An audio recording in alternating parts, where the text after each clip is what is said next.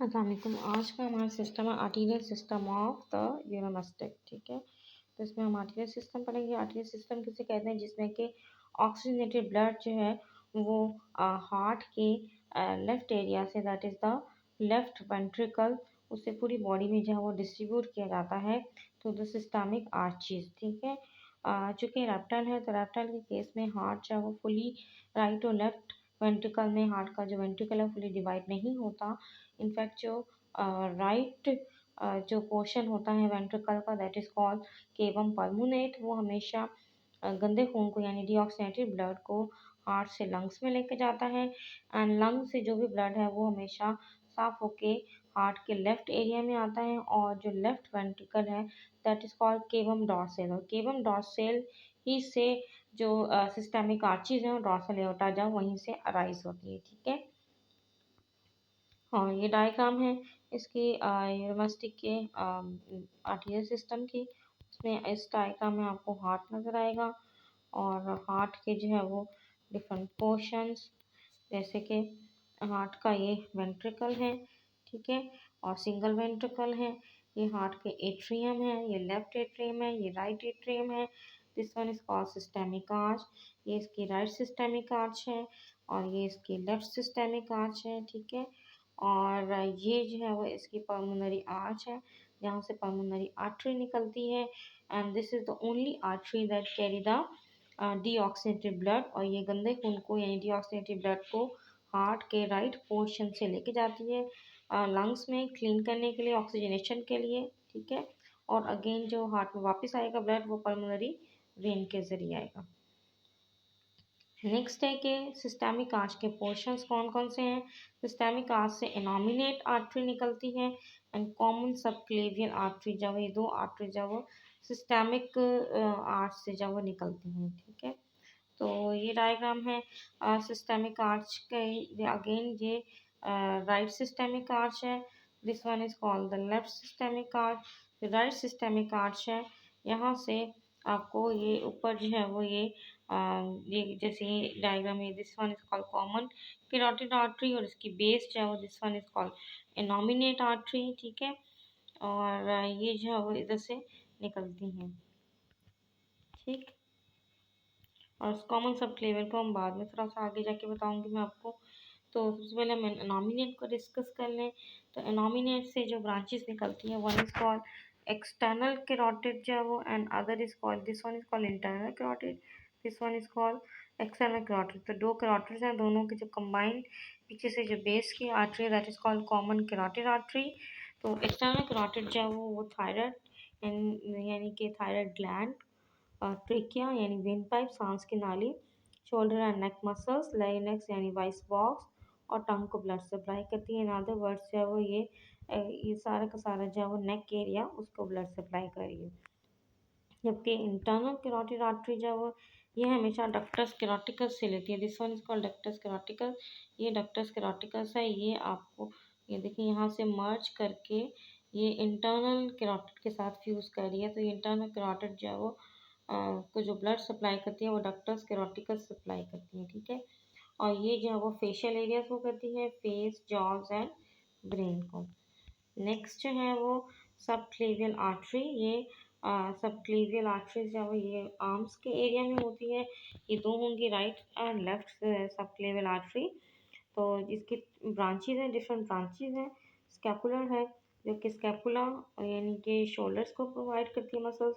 Coracoid जो वो artery जो कि कोराकॉइड मसल्स, ये भी आपके शोल्डर्स में ही होते हैं, या इस एनिमल के भी, किसी भी एनिमल के जो कोराकॉइड मसल्स हैं वो शोल्डर्स के अंदर ही हैं। ब्रेंकियल चैन बाजू को। तो ये जैसे डायग्राम है इसमें आप देख लीजिए, this one is called the common subclavian artery and this one is called the subclavian artery. इसकी डिफरेंट ब्रांचेज हैं, ये स्कैपुलर है, this one is called brachial, this one is called coracoid. ठीक है, तो ये आप जो है वो इजीली सारी जो है वो आर्टरीज नज़र आ रही हैं। इन सबके सिस्टम्स के जिन जिन को ये सप्लाई करती है आपने वो अच्छी तरीके से याद करना है। नेक्स्ट है लेफ्ट सिस्टेमिक आर्च। तो जो लेफ्ट सिस्टेमिक आर्च है, अगेन आई टोल्ड यू कि सिस्टेमिक आर्च दो होती हैं।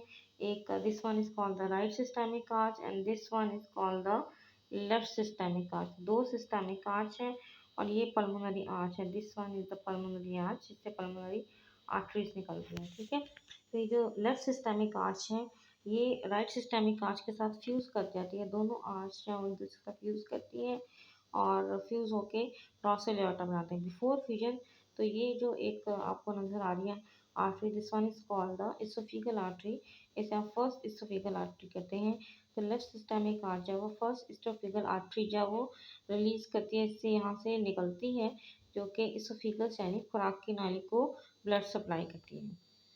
उसके बाद डॉर्सल एओर्टा जो है, दोनों जब सिस्टेमिक आर्च राइट और लेफ्ट फ्यूज करती हैं तो डॉर्सल एओर्टा बनता है और डॉर्सल एओर्टा से 15 जब आर्टरीज निकलती हैं, all of them are called parietal arteries.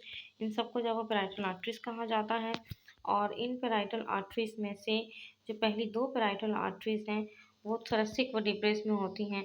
Thorax कहते हैं थोरेसिक एरिया, लंबर जो है वो एब्डोमिनल वर्टिब्रेस को कहते हैं। तो 13 जो है वो पेराइटल आर्टरीज आपको लंबर एरिया में मिलती हैं, जबकि पहली दो जो है वो थोरेसिक वर्टिब्रेस में होती हैं। तो ओवरऑल जो है वो 15 जो है वो पेराइटल आर्टरीज डोर्सल एओर्टा से निकलती हैं।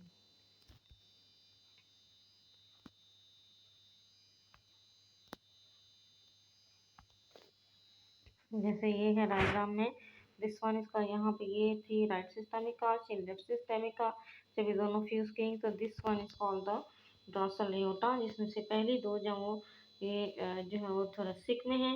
ठीक है, और बाकी सारी की सारी जो है ये लंबर हैं, क्योंकि एब्डोमिनल एरिया में है। ठीक है, तो ये सारी की सारी पेराइटल आर्टरी, हर पेराइटल आर्टरी को आपने दो लाइन्स की फॉर्म में जो है ऐसे ड्रॉ करना, और आप इसकी नंबरिंग भी करें तो ज़्यादा बेटर है, या 1 से लेके 15 तक इसकी नंबरिंग करना है। उसके बाद पेराइटल आर्टरीज के डिफरेंट पोर्शन है, जिसमें सबसे पहली जो है दैट इज कॉल्ड द जो पोस्टीरियर इसोफेगल आर्टरी। एक जो फर्स्ट इसोफेगल आर्टरी है वो लेफ्ट सिस्टेमिक आर्च से निकलती है, और जो सेकंड जो है इसोफेगल आर्टरी वो निकलती है इधर से, that arises from the first जो जो पेराइटल आर्टरी है। This one is called dorsal aorta, this one is called the first parietal artery. यहाँ से निकलती है सेकेंड जब इसोफिगल आर्टरी, इसे हम सेकेंड इसोफिगल भी कहते हैं, पोस्टीरियर भी कहते हैं। इसके अलावा गैस्ट्रिक आर्टरीज हैं, तीन हैं। This one is called interior, this one is called posterior, और ये डेफ्टिस की ब्रांचेज हैं। This one is called median. तो थ्री गैस्ट्रिक आर्टरीज हैं, इंटीरियर, पोस्टीरियर और मेडियन। तीनों गैस्ट्रिक मीन स्टमक, तीनों जब वो स्टमक को जो है आर्टिकुलर ब्लड यानी ऑक्सीजनेटेड ब्लड जब वो सप्लाई करती है। नेक्स्ट पेराइटल आर्टरी जो है वो है that is called mesentery artery, posterior mesentery artery. इसकी दो ब्रांचेस हैं, एक को आप कहते हैं सीकल और दूसरे आप कहते हैं कॉलिक। सीकम एंड कोलॉन जो है ये लार्ज इंटेस्टाइन के पोर्शन है। तो ये जो पेराइटल आर्टरी है ये लार्ज इंटेस्टाइन के इन दो पोर्शन को ब्लड सप्लाई करती है, और तीसरी को कहते हैं कॉलिक आर्टरीज जो है ये स्टमक को, स्प्लीन को और पेनक्रियास को ब्लड सप्लाई करती है। और इसके अलावा जो फिफ्थ वन है that is called hepato pancreatic, नाम से इंडिकेट है पेनक्रियास और जो लिवर है दोनों को ब्लड सप्लाई करती है। इसकी डिफरेंट ब्रांचेस हैं, एक हेपेटिक ब्रांच है, एक पेनक्रिएटिक ब्रांच है और एक जो वो ड्यूडिनल है। ड्यूडिनल आपको पता है स्मॉल इंटेस्टाइन का जो सबसे पहला पोर्शन है वो ड्यूडिनल है। तो ये वाली जो हेपेटोपेनक्रियाटिक आर्टरी है ये लिवर, पेनक्रिया, इसके साथ स्मॉल इंटेस्टाइन के जो शुरू का एरिया उसको ब्लड सप्लाई करती है। जैसे इस डायग्राम में इन आर्टरीज का जिक्र है, जैसे ये पेनक्रियो हेपेटिक आर्टरी, और ये लेबल किया हुआ पेनक्रियो हेपेटिक आर्टरी का, और ये जो है वो इंटीरियर मेसेंट्री आर्टरी है। ठीक है, और ये पोस्टीरियर मेसेंट्री आर्टरी है। Interior mesentery artery, posterior mesentery artery, pancreatico hepatic artery. ठीक है, तो ये सारी जो है वो आपने अच्छे तरीके से इनका डायग्रामेटिकली तौर पर भी आपको ड्रॉ करनी आनी चाहिए। तो इंटीरियर मेसेंट्री आर्टरी मैंने अभी आपको इस डायग्राम में दिखाई। तो ये जो है वो इंटीरियर नाम से इंडिकेट है, ये जो अगले पोर्शन जो है उसको सप्लाई करती है mesentery for the small intestine, small intestine को ब्लड सप्लाई करती है। इसके अलावा जेनिटल आर्टरी होती है, जेनिटा फॉर द गॉनेट्स को कहते हैं रिप्रोडक्टिव ऑर्गन्स को कहते हैं। गॉनेट्स हैं वो टेस्टिस और ओवरीज हैं। और इसके साथ साथ सुप्रारीनल बॉडीज जो हैं वो ये वो स्ट्रक्चर्स होते हैं जो कि गॉनेट्स के ऊपर प्रेजेंट होते हैं।